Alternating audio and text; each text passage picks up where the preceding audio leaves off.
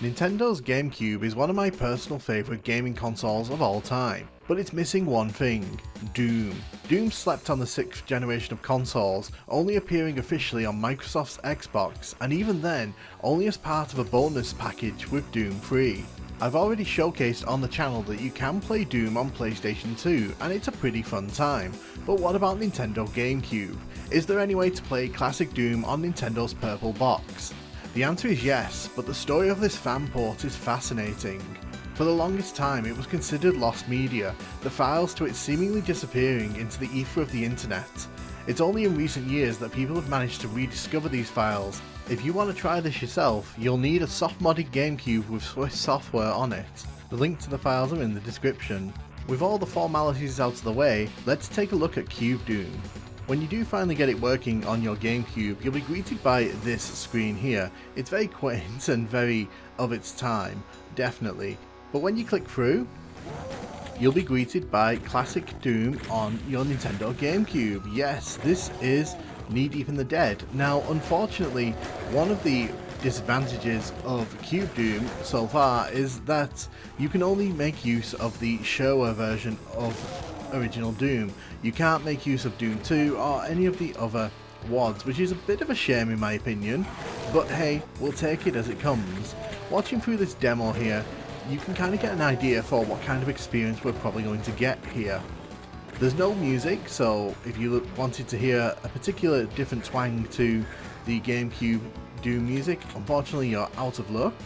It's also worth noting that the sound quality in this is not the greatest. There's quite a lot of crackling that goes on, especially when there's loud noises. And it can be a bit distracting, in particular without music playing. But instead of just watching the demo here, let's dive into the game itself. Here we are in Hangar, and I have to say the performance here is pretty great. This is the full version of this level, so this is not the slimmed down version you'd find in some of the console ports. Moving is pretty great in this version, and I have to say as well, there is no music in any of these levels, so if you're listening out and hoping to sort of hear a different version of the music, sadly you're out of luck in this one. I did try to get this running on Dolphin and was completely unable to make that happen. For some reason, this does not like Dolphin emulator, and a few other people have mentioned this when I was doing some hunting. I will also say that the controls are not the worst on the GameCube. Basically, you have the shoulder buttons for strafing and you have the analog stick for moving around. The analog stick does serve as both the turning and the movement stick, so unfortunately you're going to have to sort of have an adjustment period if you do want to venture in here. Luckily, if you make use of the shoulder buttons, it's not that bad. You are able to kind of maneuver with some ease out of the way of these fireballs in particular. Graphically, it looks really great here. I should point out as well, I am using a HD output from the GameCube, so it will look a bit nicer here than it would if you were to use the standard AV cables that come with the GameCube. But yeah, this is Doom on Nintendo GameCube, and it's just mind-blowing to think that this never happened at all. Officially, Doom never came to GameCube, and I don't think it ever came to Nintendo Wii either. It's kind of surprising just what consoles Doom actually missed out on during this period. Performance-wise, this is very, very, very good. There isn't really any input latency to speak of, and the only issue that you're probably noticing is that sometimes I'm randomly turning off to the side. That's because I'm still trying to get used to moving and turning with one stick. That's just how it was back in the day when we didn't have dual analog sticks.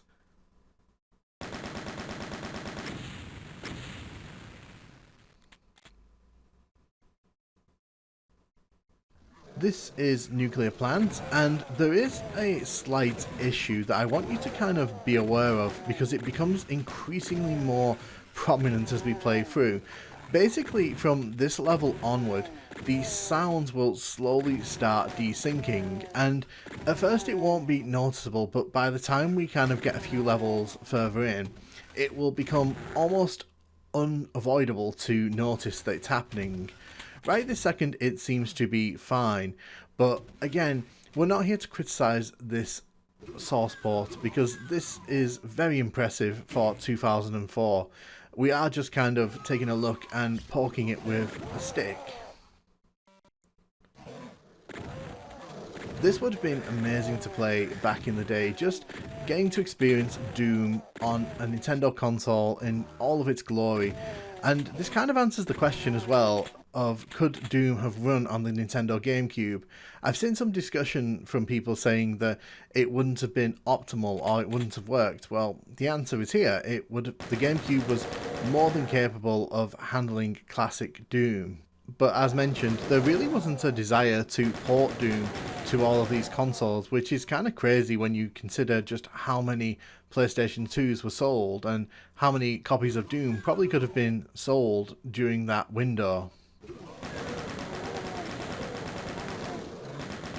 Right now the sound desync issues aren't really a problem.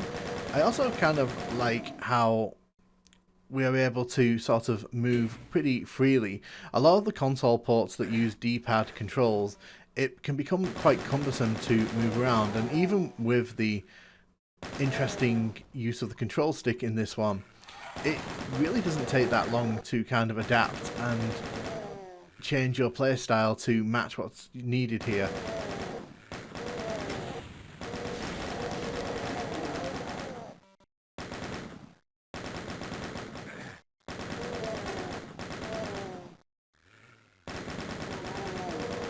Take out the zombie men here.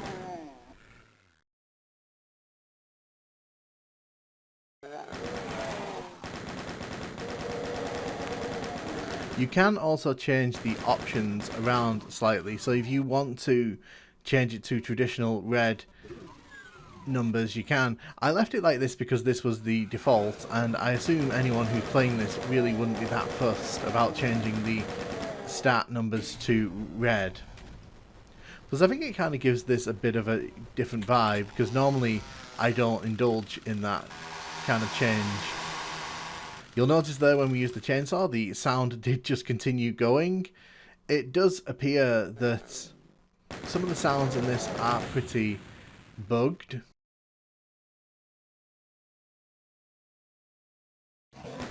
If this had been released though looking like this, I don't think there would have been any real complaints back in the day. This is an excellent visual representation of what Ultimate Doom looks like. The lighting's on point, the textures look great, and as mentioned, this is running on actual GameCube hardware, so no emulation tricks going on here. In fact, if you try to run this in Dolphin, it seemingly just doesn't want to.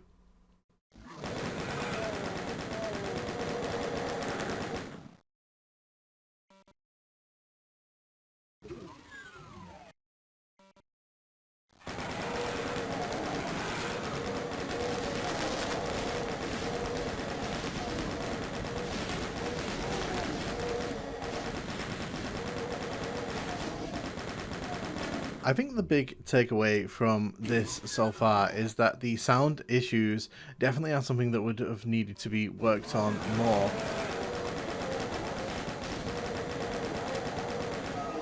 The monster sounds though are pretty clear, even if there is a bit of issue in regard to hearing the sounds. We're going to head into Toxin Refinery here. I think one thing that can definitely be said is that the performance here is pretty great. Even when there's quite a few enemies on screen, the performance doesn't really take a dive at all. And it's also worth noting that this is using the full fat versions of the Doom levels. It's not using the slimmed down Jaguar levels.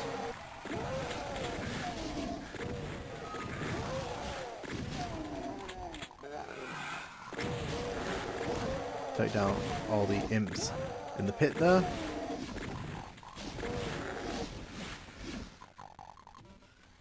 Excuse me.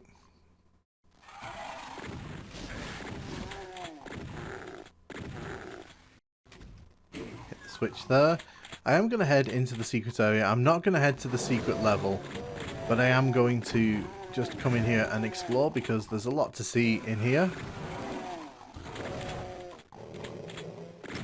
And you may also have noticed that it's not quite come through in 4:3 ratio. This is how it came through on my capture card. It's a weird, sort of slightly squished version of 4:3, but I figured I'd leave it as was because I want to kind of present this in the way that I experienced it on my console. Now that we've seen Doom running on PlayStation 2 and GameCube, it's clearly not an issue of hardware that was preventing these games from showing up on these consoles. My tinfoil hat theory is that id Software just were not that interested in dealing with classic Doom around this time. The only reason it got bundled in with Doom 3 was as a collector's edition bonus initially, and then when it came to Resurrection of Evil, they probably figured that throwing that in would kind of make the deal a bit nicer for those who maybe wanted to go back and sort of reminisce about classic Doom. But when it comes to GameCube and PlayStation 2, my only guess is that there was just a complete lack of desire to bring this game to those platforms. I think it is a real missed opportunity though. I feel like it could definitely have released an anthology pack on PlayStation 2 and GameCube, including Quake and Wolfenstein, and I think that would have sold really, really well.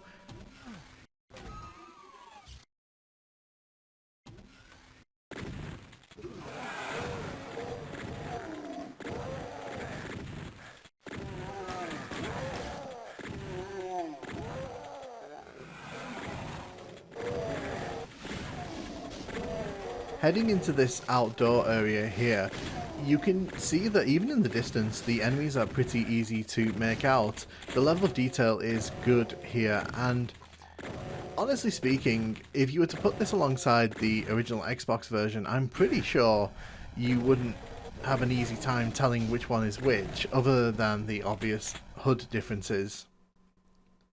Unlike with PlayStation 2 Doom as well, you can't really do much with this outside of play the shareware version of Doom.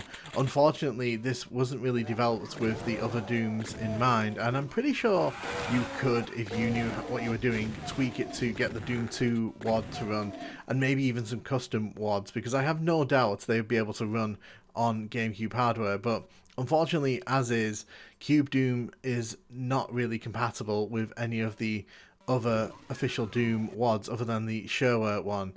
You can also see as I'm running through here, I'm sort of bumping into walls. Again, this is mainly down to the fact that when you're kind of trying to walk forward, sometimes the stick just moves to the left or right and you just end up going with it.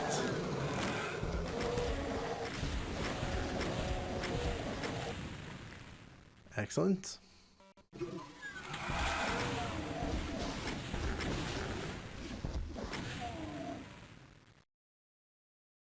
So you've probably noticed after that last encounter that the sound clips are starting to be a bit delayed, and it does get a lot worse before we reach the end here.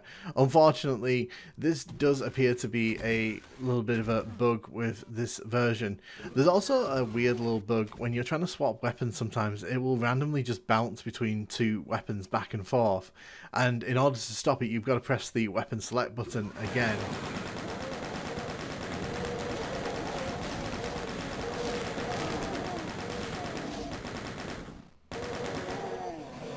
So you can definitely tell now the sound delay is having a notable impact on the experience. I'm not sure if... Oh my gosh, that is a terrifying sound. Whoa. Those stirs do not sound like that in other versions, let me tell you. It's also important when talking about these fan source ports. This was from 2004. Like, it's pretty amazing to me that in 2004 someone was able to get this running natively on a GameCube. Obviously back then you would have had to have used an action replay or something to get this working, but it's just amazing to me that someone was able to implement this and get this running so smoothly. If it weren't for the sound issues and if there was music playing here, you would probably mistake this for an official port. It's that solid in my opinion. I also have to point out that you can't save in this, which would be a problem I think if it was the full game. But luckily, because we're only playing like the first 9 levels of Knee Deep in the Dead, it's actually not that bad a shortcoming. If you actually look at the old CubeDoom website from 2004, the creator of this actually mentions that he had real difficulty getting the game to actually load and save games, and it was a planned feature, but unfortunately it was never really seen through. Visually this is brilliant. It's just a shame that the sound lag has reached the point now where we are basically hearing like sounds from 2 seconds ago.